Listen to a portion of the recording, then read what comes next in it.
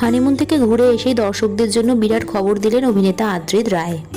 পর্দার উঁচেবাবু কেবল মিঠাইয়ের প্রিয় নয়, সে প্রিয় গোটা বাংলার মানুষের কাছে। তাই মিঠাই শেষ হয়ে যাওয়ার পর দর্শক তার কামব্যাকের জন্য অপেক্ষা করছিল। এবং মিঠাই ধারাবাহিক শেষ হয়ে যাওয়ার পর এটা আদ্রিতের প্রথম জন্মদিন। মিঠাই ধারাবাহিক চলাকালীন প্রতি বছর ভারতলক্ষ্মীর সেটে নিজের ফ্যানেদের সঙ্গে এই দিনটা সেলিব্রেট করেছেন অভিনেতা আদ্রিত রায়। কিন্তু ধারাবাহিক শেষ হয়ে যাওয়ার ফলে দর্শকরা এ বিষয়ে চিন্তায় পড়ে যায়। তবে অভিনেতা তাদেরকে স্পষ্টভাবে জানিয়ে দিয়েছিলেন তিনি তার জন্মদিন তাদের সঙ্গেই সেলিব্রেট করবেন।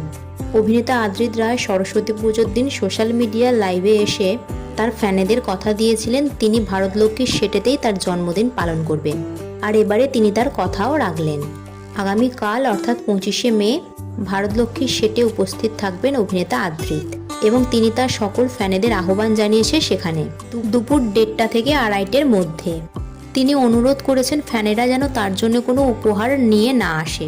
তিনি চেয়েছেন তার ভক্তদের সঙ্গে কেবলমাত্র কিছুটা সময় কাটাতে। তাই ধারাবাহিক শেষ হয়ে যাওয়ার পরেও তার দর্শকদের জন্য ভারতলক্ষ্মীর সেটে এমন সুন্দর একটা আয়োজন করেছেন তিনি।